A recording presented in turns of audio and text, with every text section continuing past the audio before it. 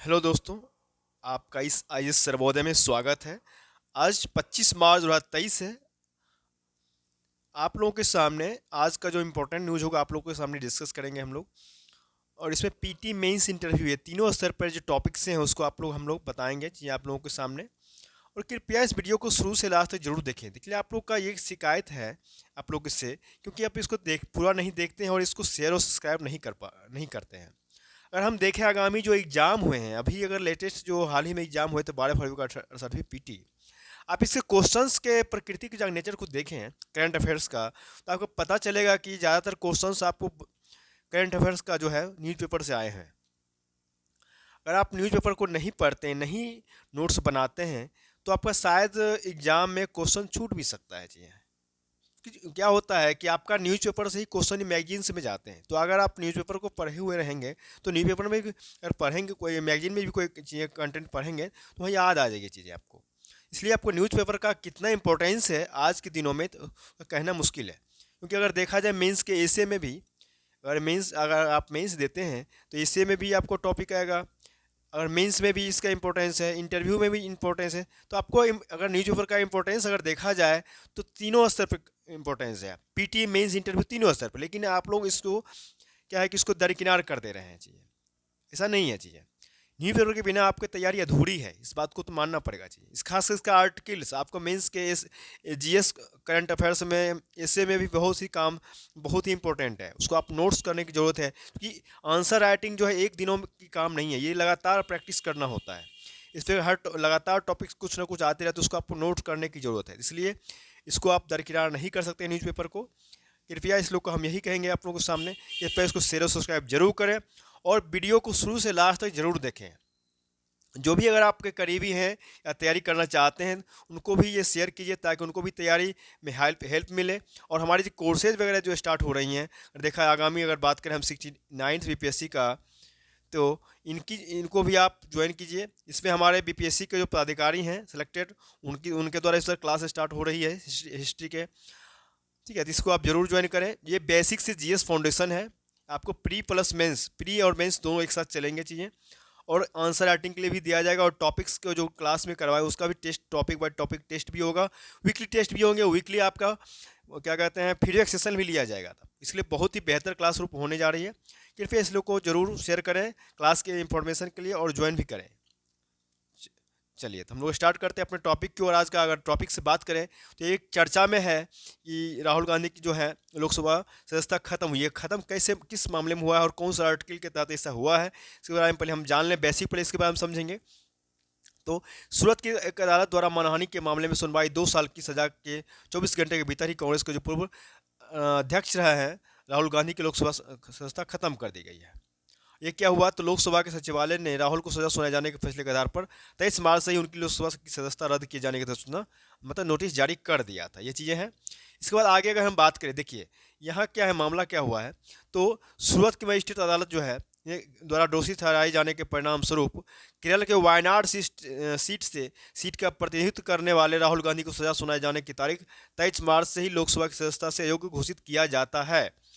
इस सूचना के अनुसार अगर बात करें तो संविधान का अनुच्छेद 102, संविधान का आर्टिकल 102 एक ई के साथ जनप्रतिनिधित्व कानून आईपीए 1951 के सेक्शन 8 के तहत राहुल गांधी की तत्काल प्रभाव से खत्म कर दी गई है। इस बात को समझेंगे कौन सा आर्टिकल का यूज किया गया, तो 102 एक ई के आर्टिकल का नाम दिया गया है, इसमें हवाला दिया गया है। इस बात को ध्यान रखेंगे, किस मामले में गए हैं इसको भी ध्यान रखिए। इंटरव्यू वगैरह में ये क्वेश्चन पूछा जा सकता है आपसे। ठीक है, आगे चलेंगे हम कि जांच एजेंसियों के दुरुपयोग के विरुद्ध सुप्रीम कोर्ट पहुंचे 14 जज। आजकल जो जितना भी जांच एजेंसियों के दुरुपयोग किया जा रहा है उसके विरुद्ध जो है 14 जो विपक्षी दल हैं वो सुप्रीम कोर्ट में जांच के लिए उनका आरोप लगाए हैं, उनकी गुहार लगाए हैं जांच के लिए। उन्होंने कहा है, देखिए क्या कहा है कि 14 विपक्षी दलों ने केंद्र सरकार पर राजनीतिक विरोधियों के विरुद्ध जांच एजेंसी के दुरुपयोग का आरोप लगाते हुए सुप्रीम कोर्ट से गिरफ्तारी, रिमांड और जमानत के दिशा निर्देश तय करने की मांग की। मतलब कहने का मतलब यह है कि गिरफ्तारी जो होता है, रिमांड पर जो लिया, जमानत के लिए क्या दिशा निर्देश होगा उसके उसको तय करने के लिए उन्होंने मांग किया है। उन्होंने शीर्ष कोर्ट पर 5 अप्रैल को इस पर मांग पर विचार करने के लिए राजी हो गया है। मतलब शीर्ष सुप्रीम कोर्ट, जो शीर्ष कोर्ट मतलब सुप्रीम कोर्ट को कहते हैं, उन्होंने जो इस पर 5 अप्रैल को इस पर जो है सो विचार करने का पर राजी हो गए हैं उनको। ठीक है, देखिए बात यह है, देखिए कहा जा रहा है इसमें, ये उनका कहना भी है जो इन्होंने मनी अभिषेक मनु सिंघवी ने इसको मामले को दिए हैं, तो उनका कहना है कि 2014 के पहले और उसके बाद के आंकड़े देखे जा सकते हैं, मामलों में जबरदस्त बढ़ोतरी हुई है, जबकि दोषसिद्धि की दर 4%, मतलब अगर जितने भी मामले जाते हैं तो उसमें से अगर दोष जिनका जो सिद्ध हो जाता है वो 4 से 5% नहीं है ठीक है। तो हम चाहते हैं कि गिरफ्तारी से पहले और उसके बाद जमानत के लिए कुछ दिशा निर्देश तय किए जाएं। सिंघवी का यह भी दलील था कि इस चलन के कारण सरकार के विरुद्ध असहमति और संतोष व्यक्त करने के लोगों के अनुच्छेद 21 के तहत तत्प्रदत्त बुनियादी अधिकार का हनन हो रहा है। इस बात को भी ध्यान से देख लेंगे आप,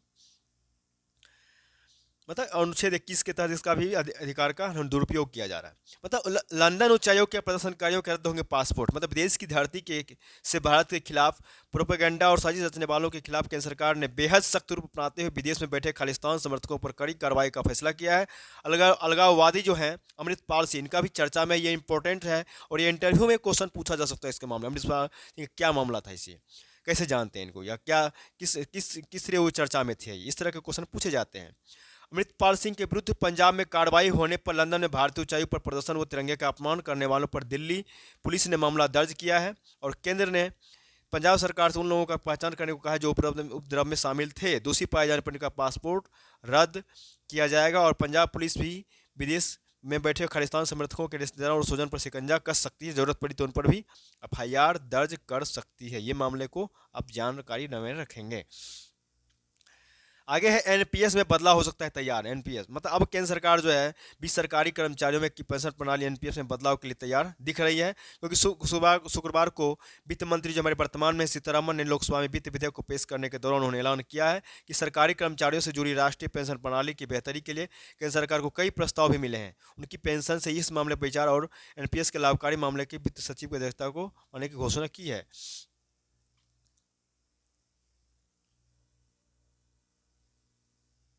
देखिए 2 वर्ष के भीतर देश को टीबी मुक्त करेंगे, उनका कहना है। पीएम ने कहा कि जन भागीदारी से हारेगी टीबी, भारत 2005 तक इससे मुक्त होगा। भारत जो है 2005 तक इससे मुक्त होगा। प्रधानमंत्री मोदी ने शुक्रवार को कहा कि भारत पिछले 9 वर्षों से जन भागीदारी के माध्यम से तमाम संकल्पों को पूरा कर रहा है। जन भागीदारी से ही टीबी जैसी बीमारी भी मुक्त होगी और टीबी से मुक्ति का वैश्विक लक्ष्य है भले ही 2030 तक हो, लेकिन भारत जो इसको 2025 तक खत्म करने की संकल्प लिया। आज टीबी की 80% दवाएं भारत में ही बनता है।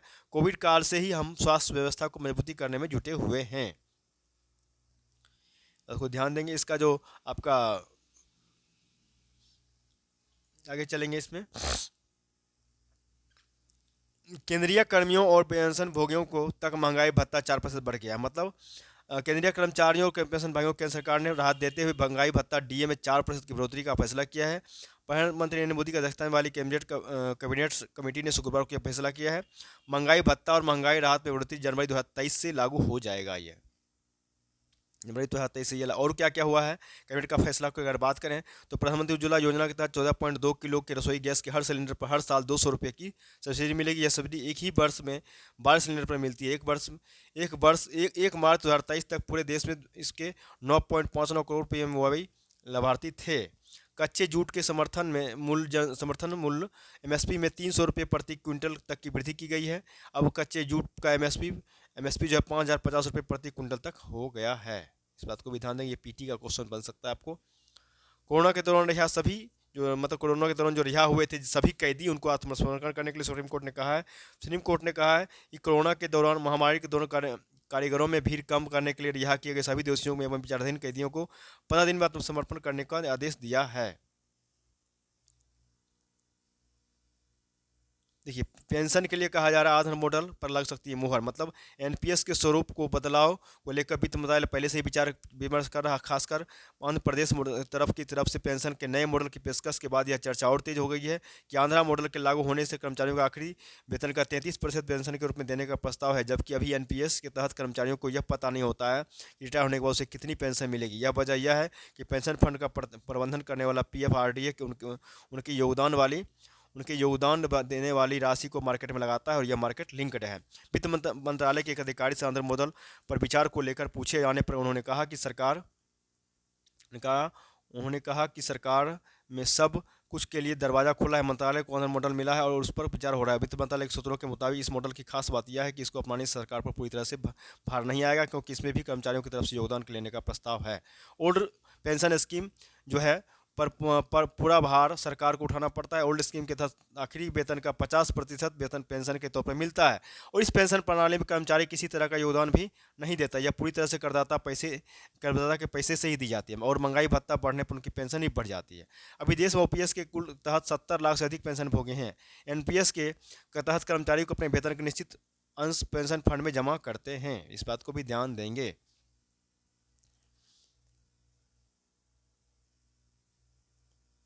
आगे चलेंगे, अगर हम टॉपिक बात करेंगे आगे, तो आगे का जो हमारा टॉपिक्स होगा, इकोनॉमिक्स पेज पे चलेंगे। 7 लाख से कुछ ज़्यादा आय पर मिलेगी मामूली ही कर रहा था। मतलब कहा जा रहा है वित्त मंत्री सीतारमण जो है वर्तमान में 1 फरवरी को बजट पेश किए गए 2023-24 के आम बजट में नई कर प्रणाली में बदलाव करते हुए 7 लाख रुपये तक की आय को कर मुक्त करने की घोषणा की थी, लेकिन इससे कुछ ज़्यादा आय होने पर करदाता पर भारी भरकम कर का प्रावधान था। अब वित्त वर्ष 2023 के वित्त विधेयक में 7 लाख से कुछ ज़्यादा आय वाले को राहत का प्रावधान भी पेश किया गया है। इस बात को भी ध्यान देंगे आप कि नई टैक्स प्रणाली में 7 लाख रुपए तक की आय पर करदाता को कोई टैक्स नहीं देना है, लेकिन 7 लाख 100 रुपये की आय पर करदाता को 25,010 रुपये का टैक्स देना पड़ेगा। मतलब ये कि 7 लाख रुपये की छूट सीमा से मात्र 100 रुपये की आय बढ़ने पर 25,000 रुपये का टैक्स देना होगा। ये चीज़ें हैं। इसका नियम क्या है देखिए, इस पर ये इस चीज़ को समझेंगे। ये जो हमारा है कि 0 से 3 लाख में 0%, जो 3 से 6 लाख में 0.5% टैक्स, और 6 से 9 लाख में 10%, 9 से 12 लाख 15%, 22 से 15 में 20%, 15 लाख से ज़्यादा हुआ 30%, 50,000 रुपये का स्टैंडर्ड डिडक्शन में मिलेगा। आगे क्या है, विदेशी कंपनियों को टेक्निकल फीस पर होने वाली कमाई पर 10% की जगह 20% की टैक्स लगेगा। विदेश यात्रा के दौरान क्रेडिट कार्ड से होने वाले भुगतान को लिवलाइज्ड एमिटेंस स्कीम के तहत माना जाएगा। रिजर्व बैंक इस मामले को देखेगा कि ताकि विदेशी यात्रा के दौरान क्रेडिट कार्ड से होने वाला भुगतान पर टैक्स एट रिसोर्स व्यवस्था हो सके। आगे है वित्त विधेयक में जीएसटी एप्लीकेट ट्रिब्यूनल की स्थापना की मंजूरी दे दी गई। अब नए वित्त वर्ष में जीएसटी एप्लीकेट ट्रिब्यूनल की स्थापना में कोई रोड़ा नहीं बनेगा। ऑनलाइन गेमिंग एप्लीकेशन पर आगामी 1 अप्रैल से ही tax deduction at source TDS व्यवस्था लागू हो जाएगी और बजट में आगामी 1 जुलाई से व्यवस्था लागू करने की घोषणा की गई है। इस बात को भी ध्यान देंगे आप।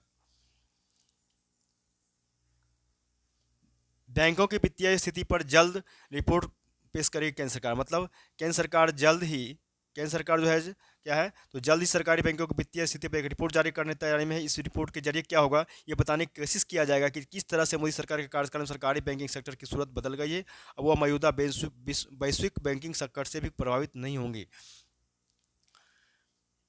शनिवार को वित्त मंत्री निर्मला सीतारमण सरकारी क्षेत्र के बैंकों के वित्तीय स्वास्थ्य की समीक्षा करेंगी। इस बैठक में ही भारतीय बैंक संघ आईबीए की तरफ से एक प्रस्तुतिकरण दिया जाएगा, जिसमें सरकारी बैंक सेक्टर में हो रहे लगातार सुधार को भी दर्शाया जाएगा। हमारी जो विदेशी मुद्रा भंडार है उसमें भी बढ़ोतरी हुई है। विदेश के वित्तीय मुद्रा भंडार की अगर बात करें तो बीते सप्ताह में वृद्धि रही है और आरबीआई की ओर से शुक्रवार को जारी आंकड़ों के अनुसार 17 मार्च को समाप्त सप्ताह में विदेशी मुद्रा भंडार में 12.798 अरब डॉलर की वृद्धि हुई है। इस वृद्धि के साथ कुल विदेशी मुद्रा भंडार अगर बात करें 572.801 अरब डॉलर पर पहुंच गया है। बीते 6 सप्ताह का ये उच्चतर स्तर है, हाईएस्ट स्कोर है।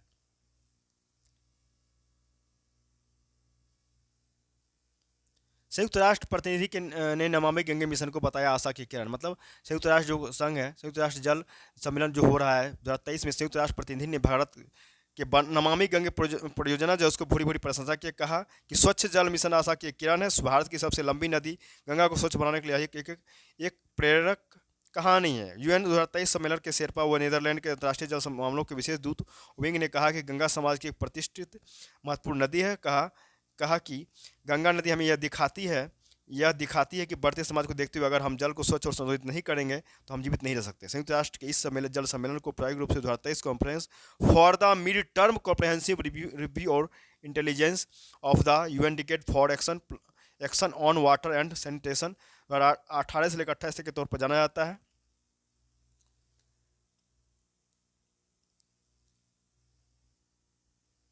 चलिए आगे चलेंगे तो आज का जो टॉपिक्स था इसको यहीं पर समाप्त होता है कृपया आप लोगों से ये गुजारिश है कि कृपया शेयर और सब्सक्राइब जरूर करें, और जिन्होंने भी अभी तक हमारे वीडियो को शेयर और सब्सक्राइब नहीं किया कृपया जरूर कर लें, और वीडियो को शुरू से लास्ट तक जरूर देखें, क्योंकि इससे आपको क्या होगा, आने वाली नोटिफिकेशन हो आपको आसानी से प्राप्त हो सके। और जो भी आपके करीबी हैं उनको जरूर शेयर करें, इससे क्या होगा कि आपका तैयारी का मार्गदर्शन होते रहेगा, और हमारी जो आगामी बैच है उसको भी ज्वाइन करेंगे, और जो भी आपके करीबी या दोस्त हैं जो तैयारी करना चाहते हैं या तैयारी का शुरुआत करना चाहते हैं वो जरूर ज्वाइन करें इस बैच को। बहुत ही ये बेहतर होने वाली और प्री प्लस मेंस ये क्लास होंगी। चलिए ठीक है, नेक्स्ट सेशन की ओर मिलते हैं, तब तक के लिए बहुत बहुत धन्यवाद।